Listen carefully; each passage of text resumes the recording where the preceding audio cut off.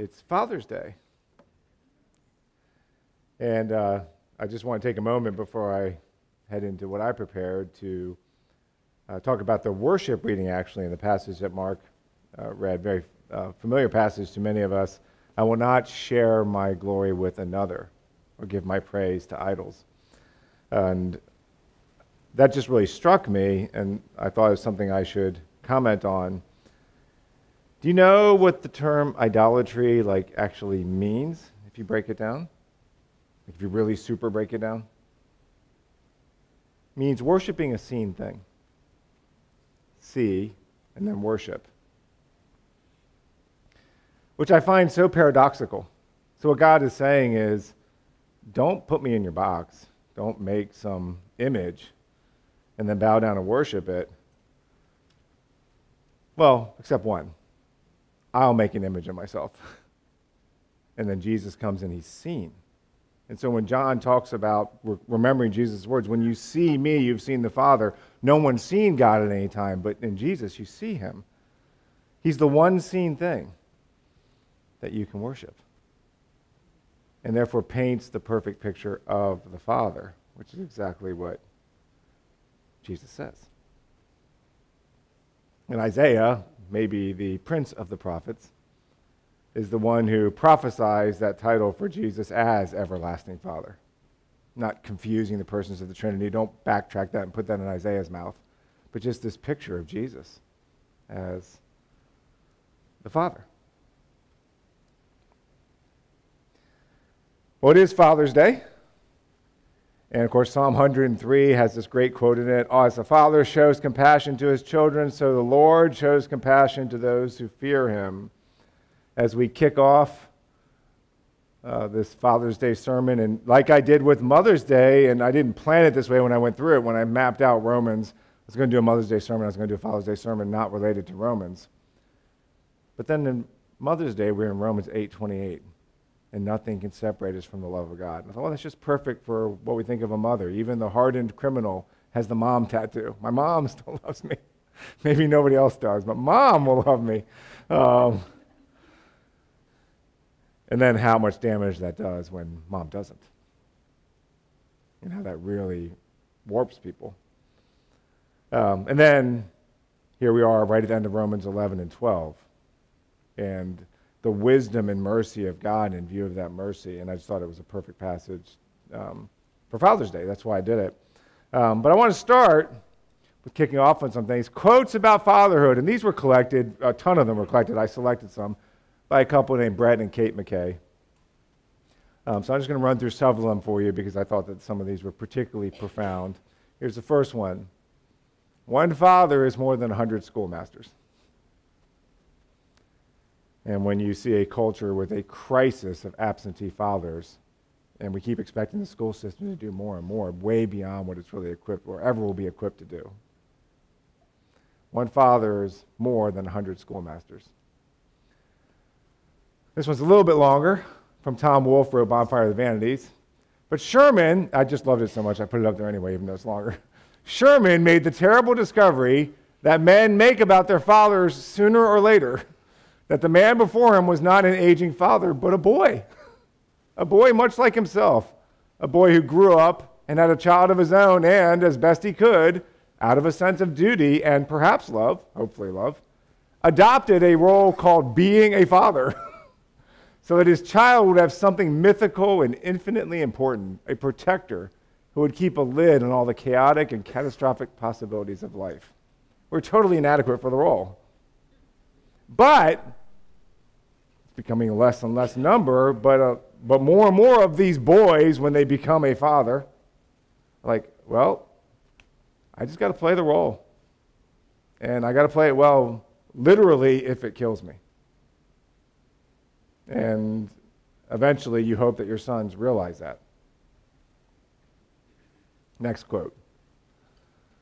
The best way of training the young is to train yourself at the same time. I say this often, life is training. If you're not training yourself, you're just training yourself badly. Okay, life is training. Train yourself at the same time, not to admonish them, but to be seen never doing that of which you would admonish them. Now, sometimes you do have to admonish them, but if that's your primary style of parenting, I would encourage you to focus on never doing anything for which you would admonish them.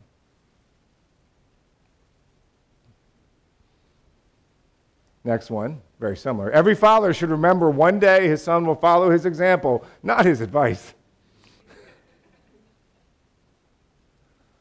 Next.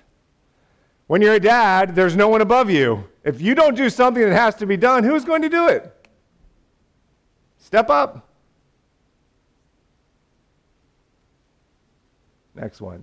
It's easier to build strong children than to repair broken men. A very famous quote, Frederick Douglass. It is easier to build strong children than to repair broken men. Harmon Killebrew. My father used to play with my brother and me in the yard. Mother would come out and say, "You're tearing up the grass." We're not raising grass. We're raising boys.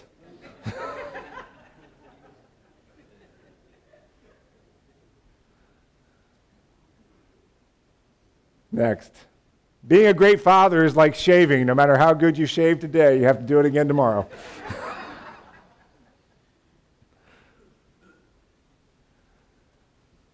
I cannot think of any need in children as strong as the need for a father's protection. Sigmund Freud.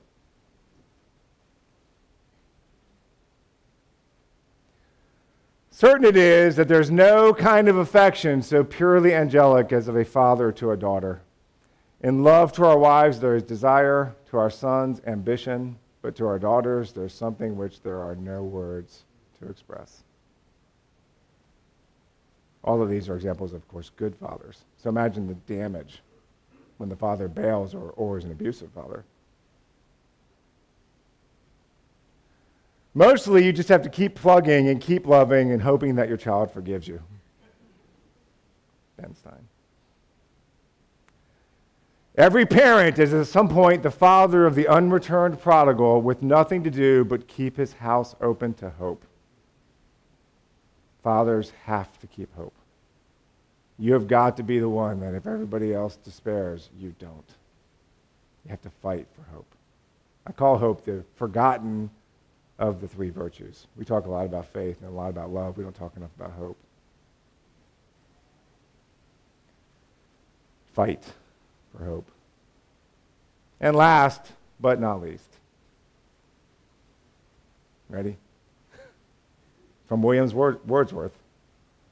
Father, to God himself we cannot give a holier name. Brett and Kate McKay, who gathered these quotes, said, we typically make more fuss over mom on Mother's Day than dad on Father's Day. Part of that's because moms typically care more. I'm just adding that. But I like this part. They say, dads are like a steady but less sentimentalized institution. The sun in our familial sky that warms and gives life, but isn't much thought about unless he goes missing. He goes on to talk about the tremendous impact that fathers have. That last quote. Father, to God himself we cannot give a holier name. A man of God finds deep within himself a desire to imitate God in every way he can as an obedient disciple of Jesus.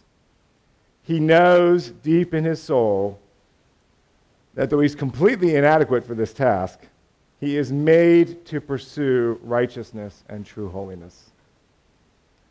But maybe righteousness and true holiness look different than we typically think they do. One of the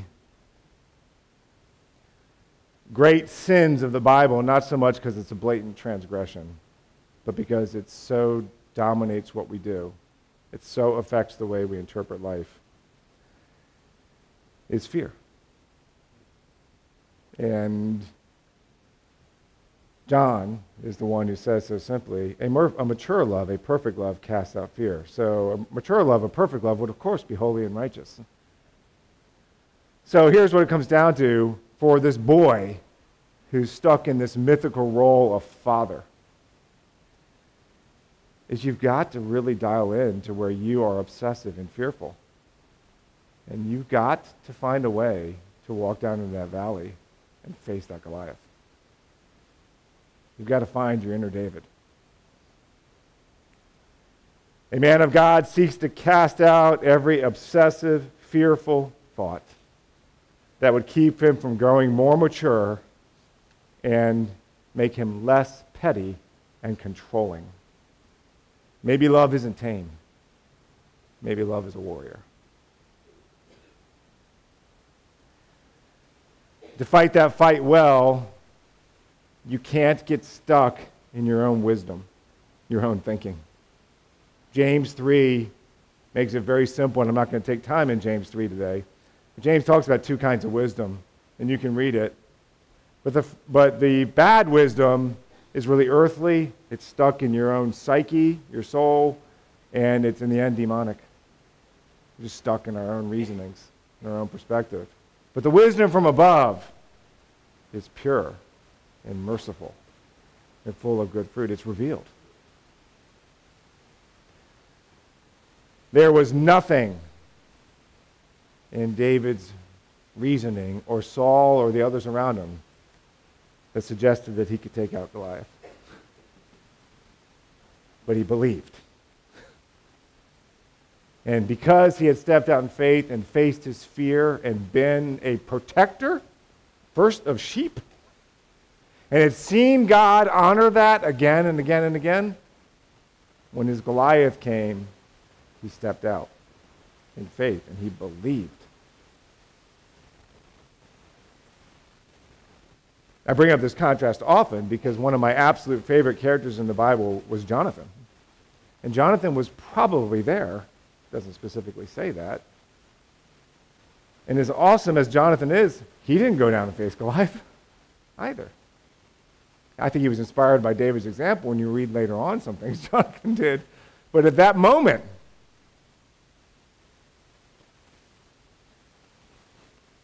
David believed. Find your inner David. From this passage that Joe did such a good job reading, I have facets of fatherly faithfulness and a challenge to all of us, really, because we're all supposed to imitate our father, but especially on Father's Day to men. To be, even if you don't actually have your own children, to be willing to step up to be the kind of fatherly figure that so many young people need, because there's not as many people who are faithful fathers anymore. It is the cultural catastrophe of our nation. I thought about quoting a bunch of statistics in the common thread of absentee father homes, but in the internet age, you can Google that yourself. The common thread in so many disasters in our society is men are too cowardly to just stay and fight for their own offspring. And since there's less men doing it, the ones who are willing to do it need to do it, even if you don't have your own children. You need to be that father figure. So in this jewel of fatherhood, from which we cannot even give God a holier name, I see several facets in this passage. First one is judgment. Romans 11:32. If you look at Romans 11, just starting there, I wanted Joe to back up and read a little bit more of the passage, but 11:32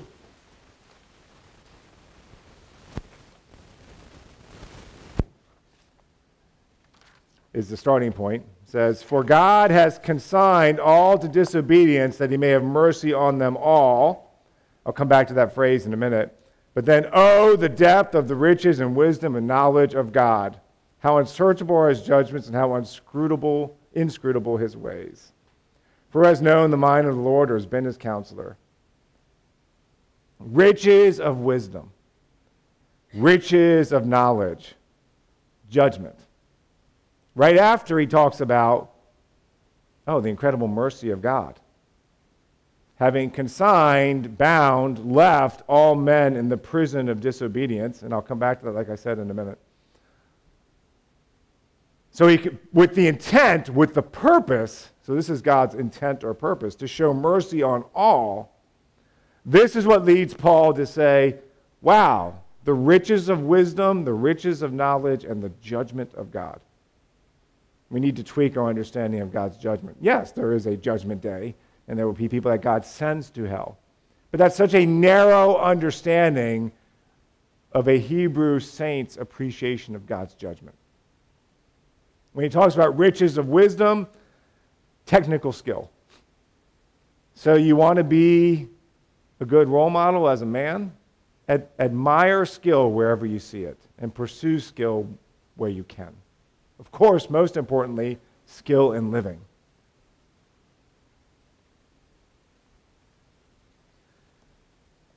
Riches of knowledge, the idea of knowledge here is discernment. And judgment isn't just, ooh, you're in trouble. Dads need to be a little bit more than, look, I brought you into this world and I can take you out. Okay, it needs to be a little bit more than that. These ideas of wisdom, knowledge, and judgment. Judgment is decision-making, equitable settling of disputes, a trustworthy judge. It's the same root idea of where the people of Israel needed judges at a time when everyone did what was right in their own eyes. They needed people who would step up and judge. All three of these are common facets of a skillful life that Solomon admonishes a man to seek many times in Proverbs.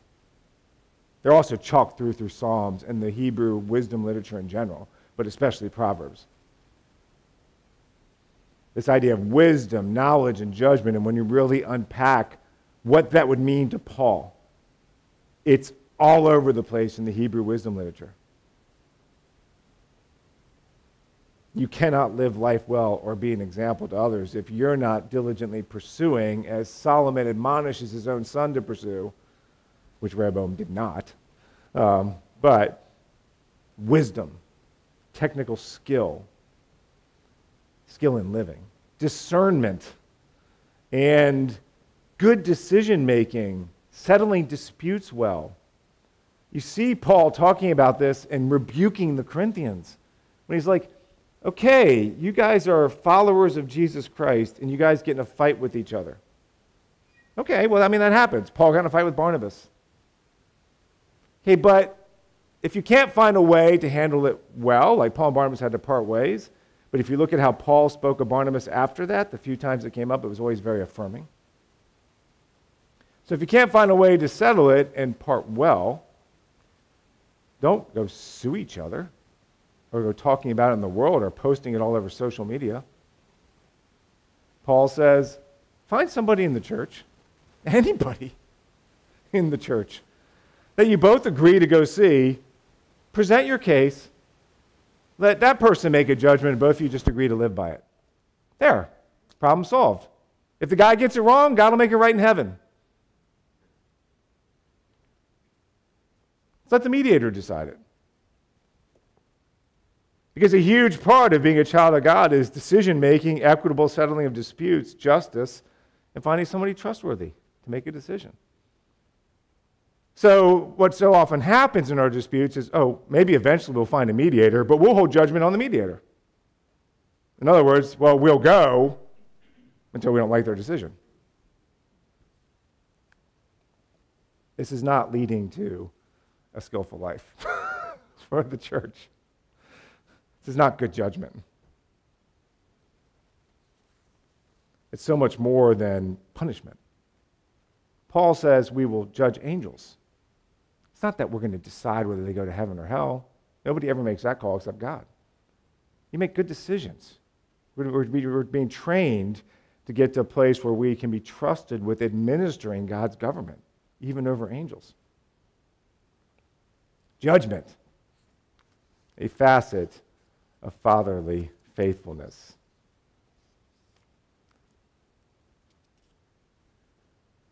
Next facet, giving.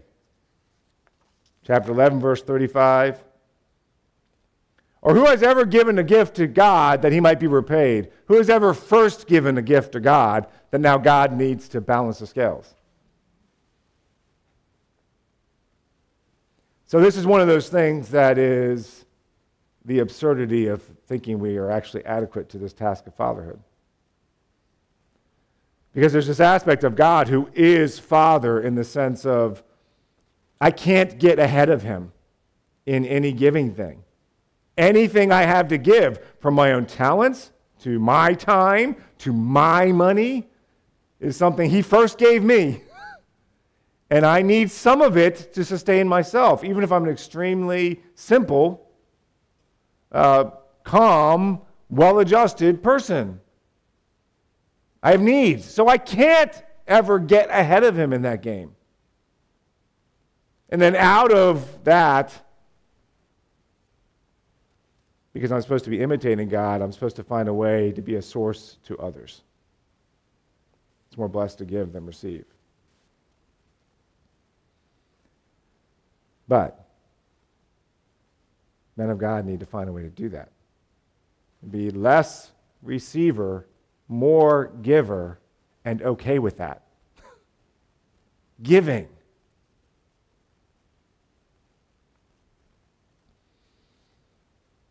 Two men that I most admire, one I never met, one I did. C.S. Lewis, Dottie's father. C.S. Lewis, when he finally did get married, surprised by Joy Davidman, much later in his life, he never tracked his books that well. She was more the accountant. He lived in a simple cottage, rode the train into London to teach. He never really aspired to anything more than that. He was a professor at Oxford and Cambridge. He did very well financially as far as that goes. Well-known writer, publisher. Didn't keep track of his own books well. She finally balanced his books and found out that he was giving away over a third of his income. He had no idea. Didn't care. That's a giving spirit. I'm not investing. I talk about this often. I'm just giving. And I gave it. It's gone. I'm not worried about it. I don't need it back. I certainly don't need to then get mad if I don't feel like you handled it as perfectly as I would have. Because I'm not giving it then. I mean, maybe I learn a lesson and don't keep giving to that cause, yes. But if I really gave it, then I'm not keeping score anymore. There's stewardship principles, yes, about whether I should keep giving. But you just give. This is at the heart of, therefore, then, forgiving. I'm giving without thought of return, so if you don't return, I've already forgiven it.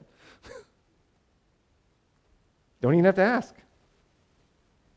As far as our relationship goes, if you ask, that might help with reconciliation and things like that, but I'm fine. Giving. Because out of that giving is the next thing that Paul mentions, and it's really the theme of everything from Romans 1 through 8, and then this seeming detour in Romans 9, 10, and 11, but even Romans 11, what launches Paul into his doxology, and then he picks right back up with the thing that launched him into his doxology in 12:1 is mercy. God has bound all men over to disobedience with the intent that he would have mercy on them all. A doxology, and then in view of God's mercy is 12:1. We know that verse.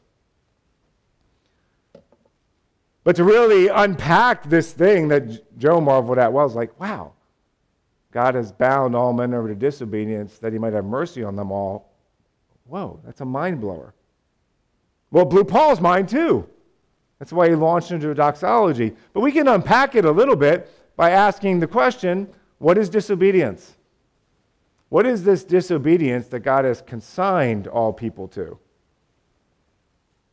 Left them imprisoned in, bound them to. Well, here in Romans, and often in the Old Testament, especially Isaiah, again, with just unpacking that theme of what does he mean by disobedience here, this idea of disobedience is a refusal to be persuaded. It's not emphasizing so much, I see the line and I step over it. That's transgression. This is this idea of I'm just not going to let myself change.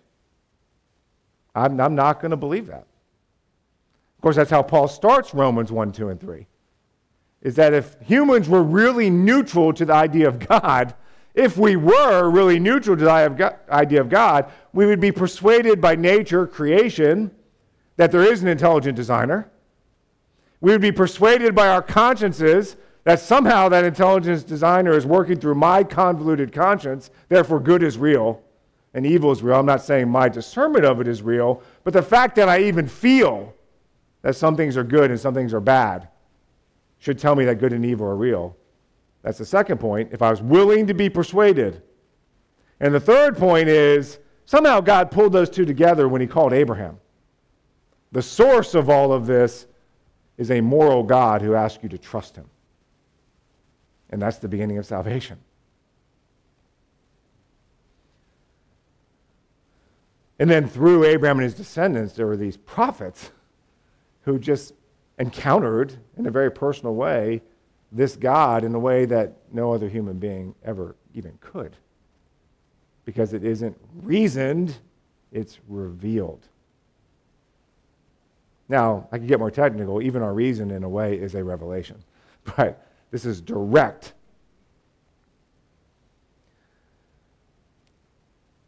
And all of these things, God's just trying to persuade us just to trust your Creator.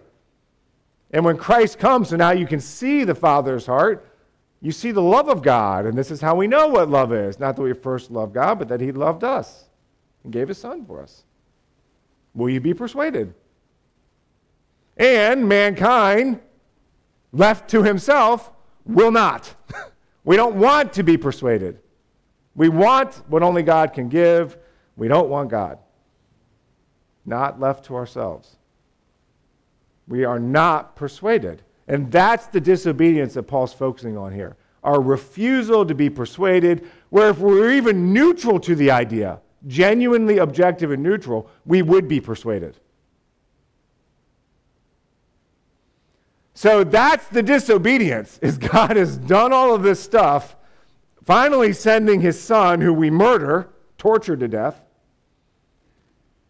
and God leaves us in the consequences of that disobedience because his heart is mercy. So after all of that, God's intent in his heart is mercy. We can't even pull all that together. We have to look at the man Jesus and say, if you were 100% innocent and your circle of community abandoned you, denied you, betrayed you, and tortured you to death, do you think that your response of all that would be, no, I forgive them? Mercy. What is going on in a mind like that? That's supposed to blow our mind. But here's where the rubber hits the road. How do you typically respond when someone blows off your counsel, your friendship, your initiative? Do you pout? Do you hold a grudge? Do you sulk because your voice wasn't heard? How did God respond? See, the reason why that God processes all of that and comes in a place of mercy, so blows Paul's mind, is because it shows God's character. Much is said about your character and my character, a man's character, when people reject his counsel and blow him off. That's a test. Not so much about the person who rejected your counsel and blew you off. That's a separate thing. You have no power over that. It's a test for you. It says something about your character and mine. Do you pout? Do you hold a grudge? Do you harden your heart toward them? Can you imagine if God ever went down the road of truly hardening his heart? There are passages where God talks about doing that, but in the end, it's the Jonah thing. At least little sign of change, and he's all mercy. By the way, even if God did harden his heart, he actually would be entitled to. He's actually 0% at fault. Remember James revealing the two wisdoms. There's two ways you can live a skillful life, but the one from heaven is pure and merciful, first and foremost. So when you're blown off, maybe even abandoned, maybe denied, maybe betrayed, do you sulk? Do you pout? Do you hold a grudge? Or do you demonstrate the true heavenly wisdom of mercy?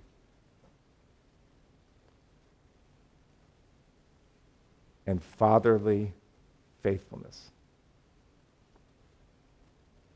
Mercy. That is the main theme of this passage. But availability. I appeal to you, therefore, brothers, by these mercies of God that blew Paul's mind, and the wisdom of God in choosing that path, to present your body. I quote Brett Ayers often on this. I know Brett didn't invent it, but he said it a lot. Is half the battle is just showing up. You know, and then Jesus, the book of Hebrews, quotes an Old Testament passage and applies it to Jesus in this way. It's kind of when he woke up and realized who he was, he looked at his body and said, "A body you have prepared for me. I've come to do your will." So there's a physicalness to it. There's a body. It's just you need to show up. If your kids call you, and it's possible, move heaven and earth to be available for them. Don't stalk them. They won't appreciate that. Be less available to them.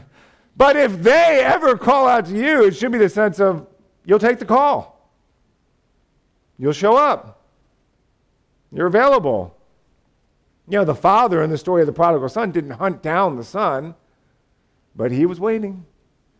He was available. And that's how Paul starts is, look, just get real. Show up. How often do we say it's not about ability, it's about availability? Get your body where it needs to be. Show up. Be available.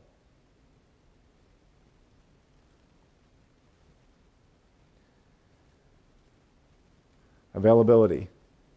Physicality.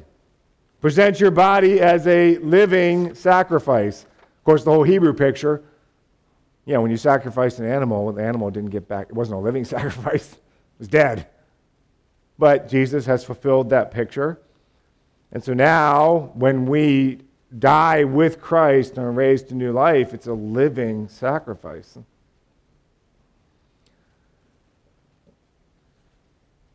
But Paul talks about how, you know, the next thing he says is, present your body, there's a physicality to it, which is your, the old King James says reasonable service. The ESV says spiritual worship. They're both really good translations in different ways. But the idea of service there was priestly service. Not just being a slave, like that kind of service, which is talked about all the time in the New Testament, and we should be willing to do that too. But this idea is, remember idolatry? This spiritual worship, reasonable service, the idea of service there is latry, like idolatry, worship. So everything you do, even the most physical things, spirit ain't worth spit if you won't put a little muscle behind it when you need to. Or the Boromir character in Lord of the Rings, when our heads are at a loss, bodies must serve. Of course, use your head first. In that case, he was right. If you know that story, some people don't think Boromir is a very noble character. He is. He just fell to the ring. But so when heads are at a loss, bodies must serve. And the dad needs to do that. In other words, when heads are at a loss and someone's trying to hurt your wife or kids and there's nothing else to say or do or think, you need to be a protector. Bodies must serve.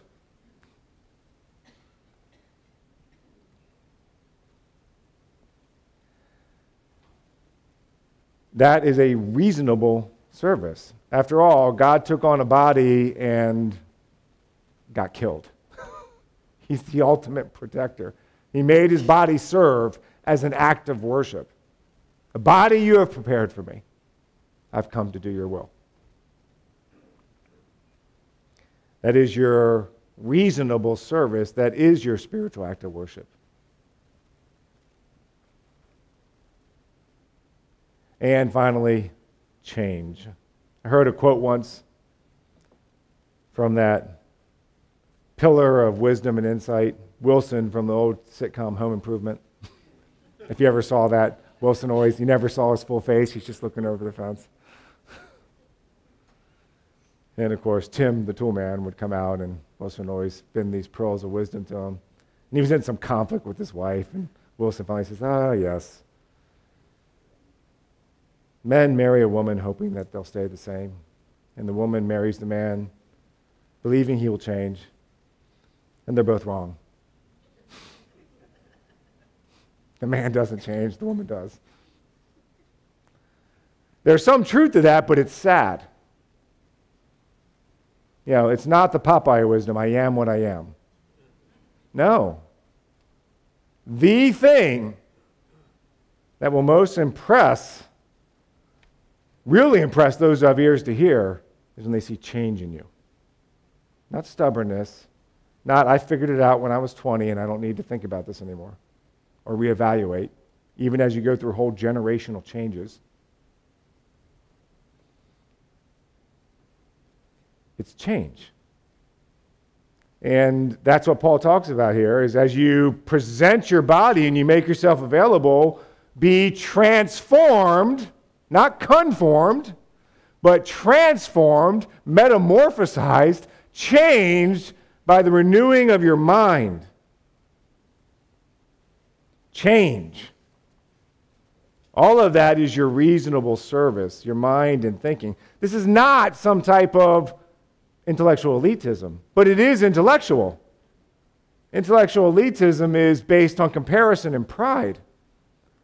But this idea of mind here is intellectually vigorous given what God has revealed, but it's vigorous in this way. When Paul talks about the mind here, there's so many different aspects of mind and your inner life and your thinking in Scripture. But this particular term is especially focusing on your perception and then how you reason through that. And the sign of a growing spiritual person is how their perception changes. It's not that the world changes. They experience the things of the world and they knit them together in a different way. And this is, so to speak, intellectually vigorous, but it starts with a radical change in your perception. See, it's not the facts, it's how you choose to interpret them. Here's the facts. You refuse to be persuaded. Here's how God interprets that. Mercy. What?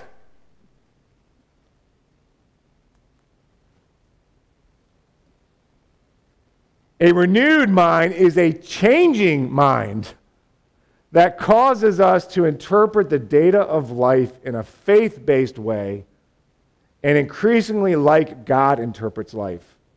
And in this passage, which inspired Paul to write this, in view of God's mercy, the point is God's mercy is being emphasized. Is your mind changing to a more merciful mind, or are you getting more cynical as you get older?